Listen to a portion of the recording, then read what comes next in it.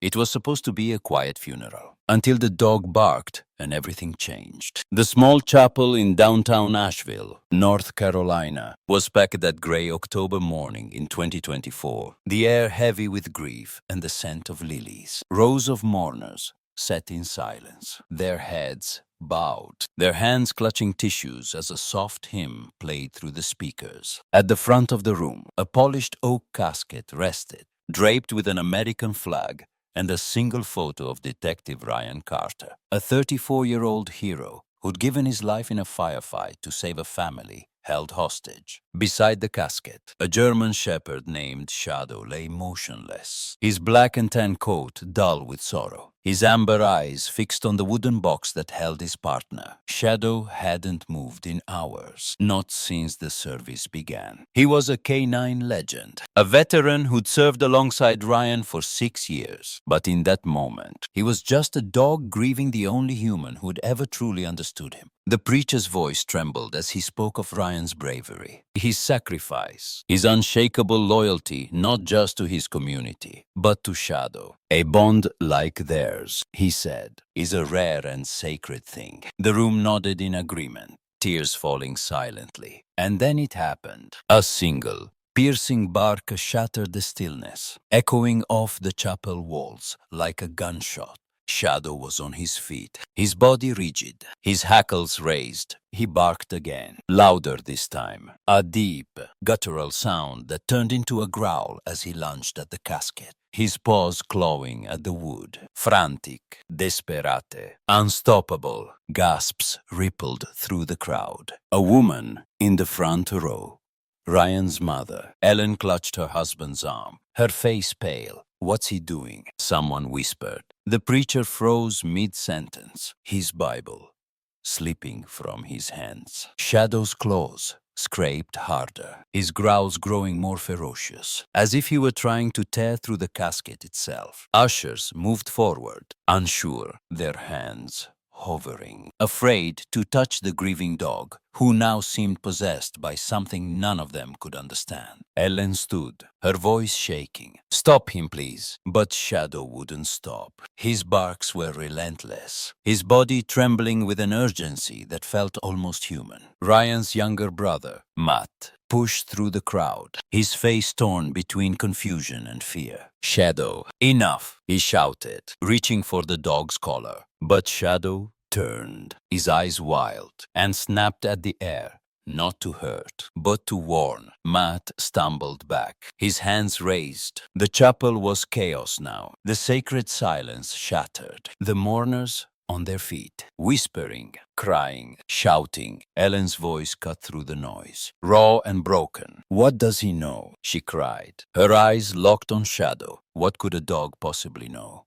That none of us did. Matt turned to the funeral director, his voice trembling but firm. "Open it," he said. "Open the casket." The room fell silent, the weight of his words hanging in the air like a storm about to break. The funeral director hesitated, his face pale, but Matt's eyes burned with a desperate certainty. "Do it," he said again, louder this time. The camera zooms in on Shadow, his paws still pressed against the casket, his barks fading into a low, mournful whine. As the funeral director steps forward, his hands trembling, the screen cuts to black, leaving the audience breathless, unable to look away. Shadow wasn't just any dog. He was a legend, a canine hero who'd spent 6 years as Detective Ryan Carter's shadow, his partner, his protector in the tight-knit law enforcement community of Asheville. Their names were spoken together, always together. Ryan and Shadow, the couple who'd faced danger head-on and always come out on top. Ryan, a third-generation cop with a quick smile and a quicker draw, had joined the force at 22, rising through the ranks to become one of the department's best detectives. Shadow, a German shepherd with a coat as dark as midnight and a focus as sharp as a blade, had been with him since the beginning, trained from a pup to track, to protect, to serve. Together, they were unstoppable. They'd saved a dozen hostages during a bank robbery in 2019. Shadow sniffing out the gunman, hiding in a ventilation shaft, while Ryan took him down without firing a shot. They tracked a missing hiker through a blizzard in the Blue Ridge Mountains, Shadow leading the way through snowdrifts, while Ryan carried the exhausted woman to safety. They'd worked over 50 cases together, murders, abductions, drug busts, each one cementing their reputation as a team that couldn't be broken. But on September 28th, that team was torn apart. Ryan had been responding to a domestic violence call, a routine check that turned deadly when the suspect opened fire. Ryan shielded the family, a mother and her 2 kids, taking 3 bullets to the chest. He was pronounced dead at the scene. His body rushed to the morgue while the department mourned one of its brightest stars. Shadow had been in the cruiser, waiting as always. But when officers returned without Ryan, the dog knew. He'd howled for hours, a sound so raw it broke the hearts of everyone who heard it. At the funeral, Shadow's silence had been haunting, a mirror of the grief that gripped the room. But that bark, that sudden, ferocious bark, was something else entirely. I've worked with canines for over a decade, and I can tell you this: dogs like Shadow don't act out without reason. If Shadow was acting out, it wasn't random. It meant something. And as the funeral director approached the casket, his hands shaking, the mourners held their breath, knowing that whatever came next would change everything. The tension in the chapel was a living thing, a suffocating weight that pressed against every chest, every heartbeat. The funeral director, a wiry man named Mr. Hargrove, looked to Ellen for confirmation, his eyes wide with uncertainty. Ellen nodded, her hands trembling as she clutched her husband's arm, her face a mask of dread and hope. Matt stood beside her, his jaw tight, his eyes never leaving Shadow, who'd finally stopped barking, but still stood with his paws against the casket, his body taut, his gaze intense. The mourners were divided. Some whispered that this was madness, a desecration of a sacred moment, while others leaned forward, their faces pale, sensing that something unthinkable was about to unfold. Hargrove's hands shook as he lifted the latches, the metallic clicks echoing like thunder in the silent room. 2 ushers stepped forward to help, their movements slow, reverent, but heavy with fear. The lid began to rise, inch by inch, the hinges creaking in protest, and then a collective gasp tore through the air, sharp and ragged, as if the room itself had been wounded. It wasn't Ryan inside. The body in the casket was a man, yes, but not the man they'd come to bury. His face was gaunt, his hair a sandy blonde where Ryan's had been dark brown, his frame smaller, frailer, nothing like the broad-shouldered detective they all knew. A wave of shock crashed over the crowd, followed by a chaos of emotions, cries of disbelief, sobs of confusion, shouts of anger. Ellen collapsed into her husband's arms, her voice a broken wail. "That's not my son," she screamed, her words dissolving into tears. Matt stumbled back,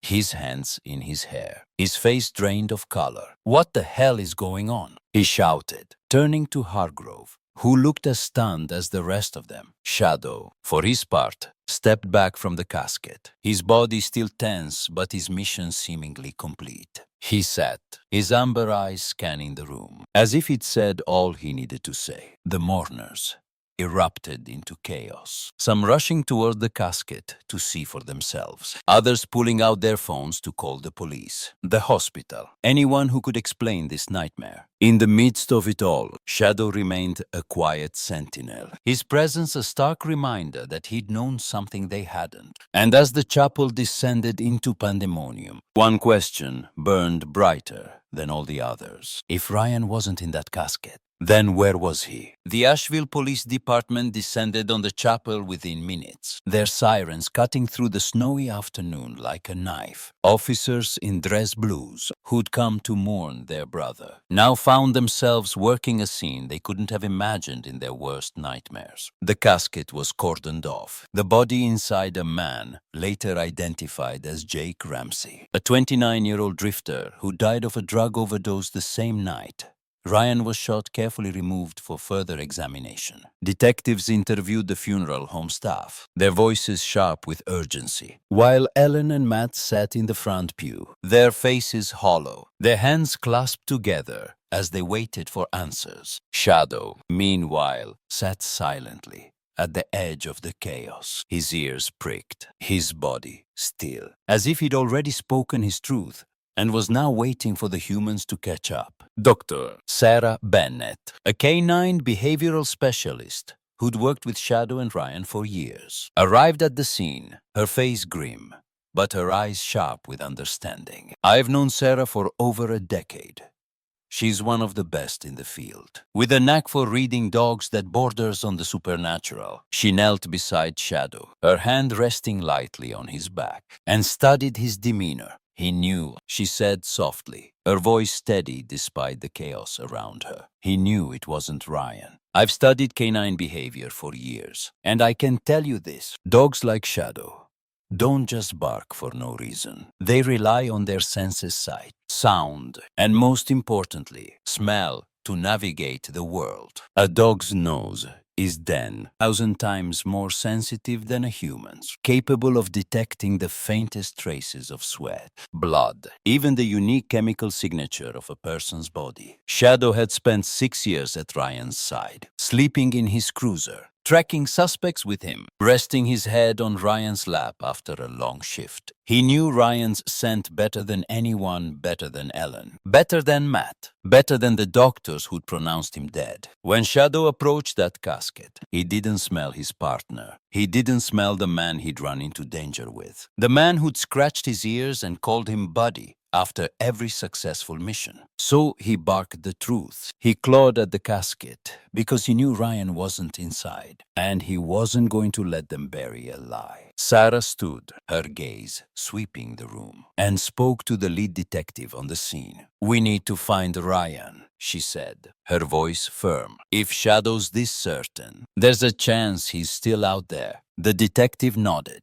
his face grim, and turned to his team. "Get on the phone with the hospital, the morgue, the coroner, everyone. We need to know what the hell happened here." As the investigation kicked into high gear, Shadow remained still, his eyes fixed on the door, as if he already knew where this road would lead. The next few hours were a blur of phone calls, paperwork, and frantic searches through hospital records, morgue logs, and police reports. Detectives worked through the night, piecing together a puzzle that seemed impossible at first glance. But slowly, the truth began to emerge.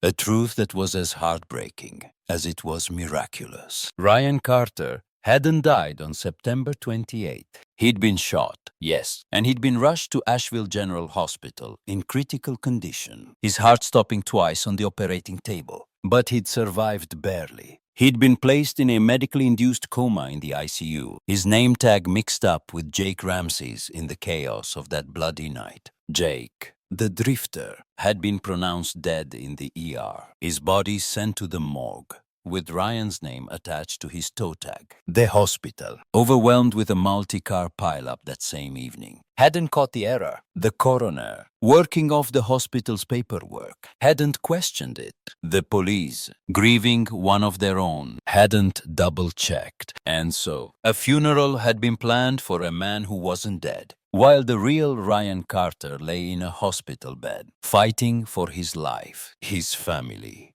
None the wiser. When the lead detective called Ellen with the news, her knees gave out, her sobs echoing through the phone. "He's alive," she whispered, over and over, as if saying it would make it more real. Matt drove to the hospital at breakneck speed, Ellen beside him, her hands clasped in prayer. But they didn't go alone. Shadow went with them. The moment they arrived at Asheville General, Shadow's demeanor changed. He'd been quiet, almost stoic, since the funeral. But as they approached the ICU, his tail began to wag, slow at first, then faster, his ears pricking, his body trembling with something that looked like hope. The nurses stepped aside, their eyes wide, as Shadow pulled Matt down the hall, his nose low, his steps sure. They reached room 312, and there he was, Ryan Carter, alive, his chest rising and falling with the help of a ventilator. His face pale, but undeniably his. Shadow didn't hesitate. He leapt onto the bed, a soft whine escaping his throat as he nuzzled Ryan's hand, his body trembling with relief. He curled up beside his partner, his head resting on Ryan's chest, his amber eyes closing, as if he'd finally found what he'd been searching for. Ellen broke down, her hands pressed to her mouth, tears streaming down her face. Matt knelt beside the bed, his voice choked. "You knew, didn't you, buddy?" he whispered to Shadow. "You knew all along." In that moment, as the machines beeped softly and the family wept, Shadow let out a soft, keening sound. Not a bark, but a whimper, a sound of reunion, of love, of a dog who'd refused to let his partner go. It was as if Shadow had found his soul again, right there in that hospital bed. And in doing so, he'd given Ryan's family a miracle they'd never dared to hope for. As the hospital room filled with the soft beeps of machines and the quiet sobs of Ryan's family, the reality of what had happened began to sink in. A miracle, yes, but one born from a series of failures that nearly cost Ryan his life. The Asheville Police Department, the hospital, the coroner's office. They all scrambled to understand how such a catastrophic mistake had been made. Detectives worked around the clock, digging through records, interviewing staff, and piecing together the chain of events that had led to a funeral for a man who wasn't dead. What they uncovered was a broken system, riddled with cracks that Shadow's bark had exposed to the world. It started with the hospital. Asheville General had been overwhelmed that night, September 28th, with a multi-car pileup flooding the air with casualties. In the chaos, Ryan Carter and Jake Ramsey, both brought in at the same time, had their name tags swapped. Ryan, fighting for his life after 3 gunshot wounds, was rushed into surgery, his heart stopping twice before doctors stabilized him and placed him in a coma. Jake, the drifter, had overdosed in an alley and was pronounced dead on arrival, his body sent to the morgue with Ryan's name attached. The hospital staff, overworked and understaffed, didn't catch the error. The coroner, relying on the hospital's paperwork, didn't question it. The police department, reeling from the loss of one of their own, accepted the report without a second look. Paperwork was filed, a death certificate issued, and a funeral planned, all while Ryan lay in the ICU, his family mourning a man who was still breathing. The fallout was immediate and far-reaching. Asheville General issued a public apology, vowing to overhaul their patient identification protocols. But the damage was done. Families who'd lost loved ones in the same ER began to question their own cases, wondering if they, too, had buried the wrong person. The coroner's office faced scrutiny, their procedures called into question by local media, who ran headlines like "Dog exposes fatal flaw in system." The police department, already grappling with Ryan's near death, launched an internal review, determined to ensure this never happened again. Dr. Sarah Bennett, the canine behavioral specialist who'd been at Shadow's side, spoke at a press conference a week later, her voice steady but fierce. "When you trust the process too much," she said, "you stop listening to the instinct that matters most." Shadow didn't just save Ryan. He showed us what we'd failed to see. Shadow's actions had done more than reunite a family. They'd exposed a systemic failure, a chain of human errors that had nearly buried a man alive. His loyalty, his refusal to accept the lie in that casket, had forced the world to confront its mistakes. And in doing so, he'd given Ryan a second chance at life, a chance to heal, to fight, to return to the world that had almost lost him. 3 weeks after the funeral, Ryan Carter woke up. It was a quiet moment, nothing like the dramatic scenes you see in movies. Just a flutter of eyelids, a soft groan, and a hand twitching against the hospital sheets. Ellen was there, holding his hand, her face etched with exhaustion and hope. Matt stood by the window, his arms crossed, his eyes red from sleepless nights. And Shadow, was right where he'd been since the moment they found Ryan. Curled up at the foot of the bed, his head resting on Ryan's legs, his amber eyes never leaving his partner's face. The doctors had tried to enforce the hospital's no pets policy, but Ellen had fought them tooth and nail, her voice breaking as she said, "That dog saved his life. He's not going anywhere." The nurses, moved by the story that had already spread through the hospital like wildfire, looked the other way. When Ryan's eyes finally opened, they were hazy, unfocused, his body weak from weeks in a coma, and multiple surgeries to repair the damage from the bullets. He blinked slowly, his gaze drifting to the ceiling, then to his mother, then to the weight at his feet. A faint smile tugged at his lips, the first sign of the man he'd been.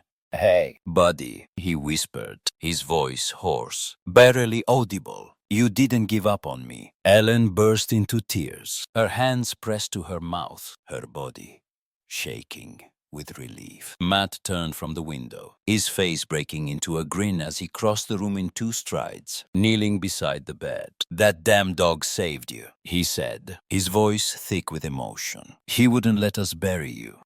He knew. Ryan's hand moved weakly, reaching for Shadow, who lifted his head and nuzzled into his palm, a soft whine escaping his throat. The room filled with a quiet joy, a fragile hope that felt like a new beginning. Ryan's road to recovery wouldn't be easy.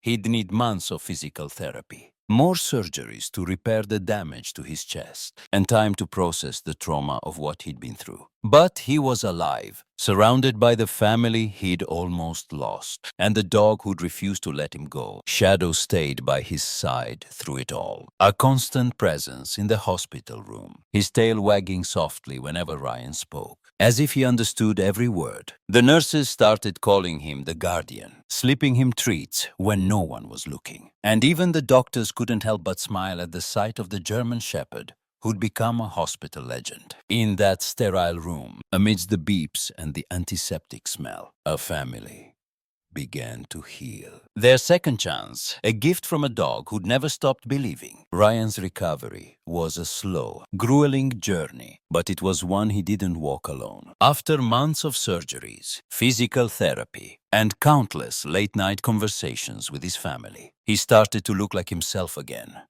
The broad-shouldered detective with a quick smile and a fierce determination that had made him a hero in Asheville. Shadow was with him every step of the way, his loyalty unwavering, his presence a reminder of the bond that had defied death itself. In the spring of 2025, 6 months after that fateful funeral, Shadow was honored with the Extraordinary Loyalty Commendation, a national award given to service animals who demonstrate exceptional devotion. The ceremony was held in Asheville's town square, the same place where Ryan and Shadow had once patrolled together, now filled with hundreds of people, locals, officers, reporters, even strangers who'd driven hours to witness the moment. Ryan, still leaning on a cane, but standing tall in his dress blues, stood beside Shadow, his hand resting on the dog's head as the mayor presented the medal. "This dog didn't just save a life," the mayor said,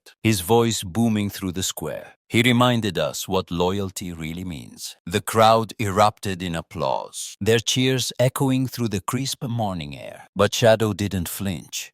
He just looked up at Ryan, his tail wagging softly, as if the only approval he needed was his partner's. Ryan returned to the force later that year, his badge polished, his resolve stronger than ever. He and Shadow were a team again, patrolling the streets of Asheville, their bond deeper than ever after all they'd been through. The cases they took on were smaller now, a community outreach, school visits, training programs for new K-9 units. But their impact was bigger than ever. They'd become a symbol of hope, a living testament to the power of second chances. On a quiet evening in late summer, as the sun dipped below the Blue Ridge Mountains, Ryan and Shadow stood in a field just outside town, the golden light casting long shadows across the grass. Ryan tossed a tennis ball, and Shadow bounded after it, his movements as sharp and focused as ever, his joy infectious. Ryan laughed, a sound that hadn't come easily in the past year, and sat on the grass, watching as Shadow Shadow returned with the ball, dropping it at his feet.